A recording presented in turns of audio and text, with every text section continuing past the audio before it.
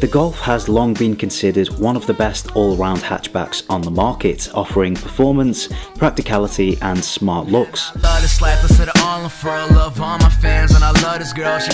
Compared to some hatchbacks, there's a general absence of bold or in-your-face features on the Golf, which contributes hugely to that smart look we mentioned earlier, and which makes it appeal to a wider audience including professionals and parents, instead of just youngsters who struggle to get insured on bigger cars. The interior, however, is a bit more exciting. There's a really fluid and easy to use central touchscreen monitor, solid buttons around it to select menus, and a high quality leather trimmed gear stick with DSG printed on top. As you will have noticed, seats in this particular car aren't leather, but they do have a distinct tartan pattern which could be described as Marmite. You'll either think of it as an edgy, unique design, or a tacky, kilt resembling mistake. For us, we had our doubts coming into this review and thought it actually did look a bit tacky, but upon closer inspection they're actually pretty cool and they've brought us round. On the whole, the cockpit is designed very well, it's very user friendly and it's a nice place to sit. The contrast between leather and metals looks great, and the materials are generally very plush, making it modern and classy, which you don't always find in hatchbacks. Moving on to practicality, the Golf has a 380 litre boot that expands to 1,270 litres when you fold down the rear seats, which is more than enough to pass the LeaseLowdown golf bag test. The fact that the boot's opening is quite wide without a lip makes it really easy to access. Inside the car itself, you have a pretty small central glove box compartment, a dual cup holder up front, and average sized door cubby holes in the four doors. Passenger space is pretty good, better than expected in fact. Obviously many two-door only hatchbacks are out there, and having four doors is just so much more convenient. When the passengers are seated, their headroom is plentiful thanks to that boxy roofline we touched on earlier, and the legroom is okay too, provided of course Peter Crouch isn't sat up front. So next we'll talk about performance. This is the 2 litre 182 brake horsepower Golf that produces 180 foot-pounds of torque in the higher revs. That gets it from 0 to 60 in 7.5 seconds, and it can also achieve up to 60 miles per gallon recorded, which is pretty good on the balance of things. Obviously you would hear those figures in every other Golf review out there, so here's what we truly think. Personally, I've driven quite a few different cars out there with automatic gearboxes and 2 litre engines, and I can honestly say I've never had more fun in any of them than I have had in this Golf. The gearbox is very quick to respond, whether you have it in automatic or whether you drop it down with the paddle shifters. And you obviously heard then as well, it's got quite a nice sound, which is rare for a diesel. There's this quick shift option with the gear stick that allows you to basically just knock it left in this DSG auto transmission, and then you can just put up or down, knock the stick up or down like that, like so. And then obviously it's a kind of manual mode as well. Personally, I'm not a big fan, but as I've already said, these paddles do the job.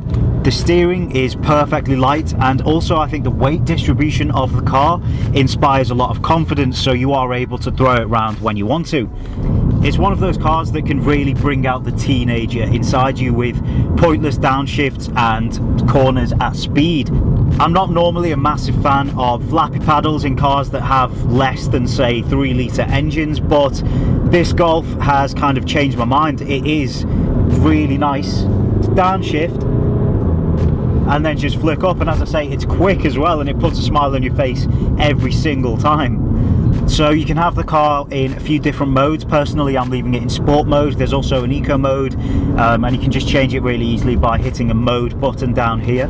Performance on the whole then, especially for a 2 litre diesel and especially for a car in this price category, is absolutely spot on. I can't actually fault it. It's a lot of fun when you want it to be. It can achieve decent miles per gallon when you need, city, motorway. It's just a fantastic all-rounder. I doubt you'll get a better balance in a hatchback in this price category. The Golfs do have a pretty decent engine range, from a 1 litre 123 brake horsepower petrol to the Golf R's 292 brake horsepower 2 litre petrol. So whether you're an environmentally conscious mother or a young testosterone vessel, there is plenty for everyone. In terms of ride smoothness and comfort, again, it's a plus. I'm driving on some bumpy roads now, I doubt you can hear it, but the seats are cushioning me round corners like now. The kind of angles on the sides of the seats hold you in place really well. The seats aren't leather, but you know, make no mistake, they are ultra absorbent, really, really plush. Despite those quick gear changes that I mentioned, there's no big jerk. So if I just knock it down to second, for example, now,